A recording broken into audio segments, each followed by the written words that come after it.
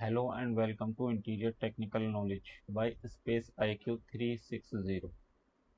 Now we are learn about furniture costing within 7 easy steps.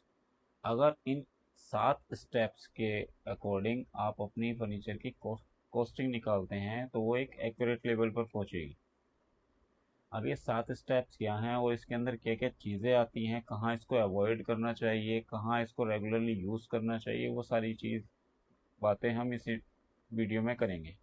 तो एक informative video होने वाली है। अगर आप इस फील्ड से जुड़े हैं और नहीं भी जुड़े हैं, जुड़ने वाले हैं, तो आप इस वीडियो को कंटिन्यू कर सकते हैं।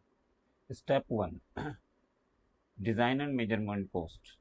किसी भी प्रोडक्ट के लिए या फर्नीचर के लिए डिज़ाइन एक महत्वपूर्ण भूमिका निभाता है।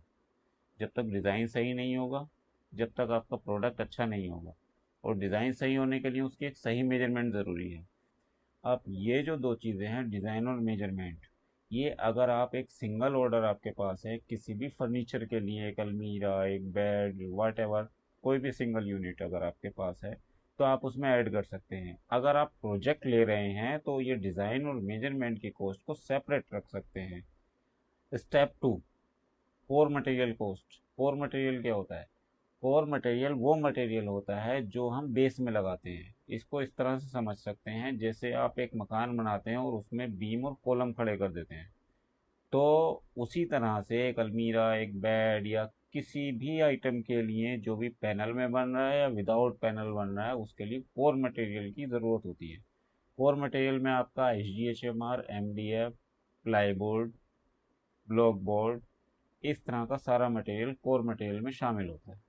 Step 3, face material cost. Face material cost होता क्या है? फेस मटेरियल होता क्या है? सबसे पहले, फेस मटेरियल वो मटेरियल होता है जो आपके फर्नीचर के फेस पर लगा है। फेस का मतलब बंद होने के बाद विजिबिलिटी है उसकी। जैसे शटर के ऊपर आप लेमिनेट लगा रहे हैं, एक्रेलिक लगा रहे हैं, विनियर लगा रहे हैं, लेदराइट लगा रहे हैं, ग्लास लगा रहे हैं, प्रोफाइल लगा रहे हैं।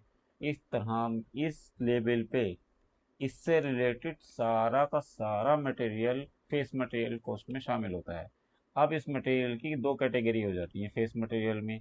एक तो आपका फेस मटेरियल सॉलिड फॉर्म में आता है, एक लिक्विड फॉर्म में आता है, जिसे हम पेंट कहते हैं। पेंट में आप PU paint, duco paint, gold leaf कर रहे हैं, सिल्वर लीफ कर रहे हैं, किसी चीज़ को एंटीक कर रहे हैं, या इससे रिलेटेड कोई भी प्रोडक्ट है, ये सारा का सारा मटेरियल फेस मटेरियल में आता है, और इस मटेरियल की कॉस्ट को फेस मटेरियल कॉस्ट कहते हैं। नंबर 4 है hardware and light material cost. Hardware में किस हार्डवेयर से रिलेटेड सारा material, channels, hinges, brackets, hanger rods, pull out, pull down, sliding fittings, ये सारा का सारा हार्डवेयर में। लाइट के लिए profiles, LED, strip light, sensors. अब ये मटेरियल वायर या वायरलेस हो सकता है। Step 5, labour and assembly cost. Labour और असेंबली ये दो पार्ट में डिवाइड की जाती है। अगर एक आप फैक्ट्री में काम कर रहे हैं और फैक्ट्री की प्रोडक्शन देख रहे हैं, तो उसमें लेबर दो टाइप में लगती है। एक लेबर लगती है मशीनरी के थ्रू, और एक लगती है मैन पावर के थ्रू। और जो इसमें थर्ड स्टेप है वो है इंस्टॉलेशन कॉस्ट, क्योंकि सारा प्रोसेस करने के बाद साइट पर फर्नीचर भेज कर को उसको भी असेंबल कराना है। अब वो जो फर्नीचर आप असेंबल कराएंगे उसे इंस्टॉलेशन कॉस्ट में डालेंगे। तो इस कॉस्ट में तीन कैटेगरी में डिवाइड होता है। नंबर 6 पे आती है ओवरहेड कॉस्ट।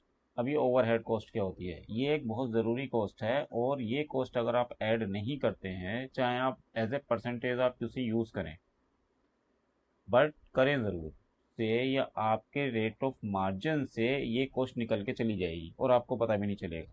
तो होगा क्या, ये कॉस्ट निकल के जाएगी हर हालत में, आप चाहे इसे जोड़ें या ना जोड़ें। मशीन में लगने वाले पार्ट्स की कॉस्ट,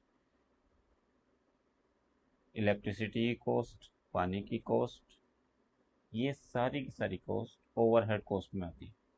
इसके बाद लास्ट और 7 नंबर पे आती है पैकेजिंग एंड ट्रांसपोर्टेशन कॉस्ट। आप सारा फर्नीचर बना करके आपने तैयार तो कर लिया, लेकिन उसकी पैकेजिंग, विदाउट पैकेजिंग वो फर्नीचर आप ट्रांसपोर्ट कर नहीं सकते। तो उसके लिए पैकिंग में लगने वाले मटेरियल के लिए पैकेजिंग कॉस्ट की ज़रूरत पड़ती है। अब ट्रांसपोर्टेशन को हम इसमें रख भी सकते हैं और सेपरेट भी कर सकते हैं, अगर आप क्लाइंट पर डालना चाह रहे हैं तो। अब ये सारा कुछ करने के बाद इसमें हम ऐड करते हैं प्रॉफिट ऑफ मार्जिन। ये सारे स्टेप फॉलो करने के बाद हम इसमें ऐड करते हैं प्रॉफिट। अभी आप परसेंटेज में कर सकते हैं या अपनी ज़रूरत के हिसाब से क्या परसेंटेज आना चाहिए, लेकिन सुनिश्चित करें कि ये एक परसेंटेज एक वैल्यूएबल अमाउंट हो। And finally then the total value of product will appear before you.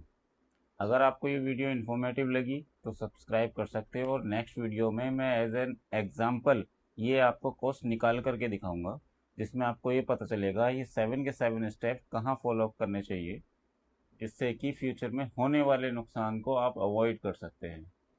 Thanks for watching.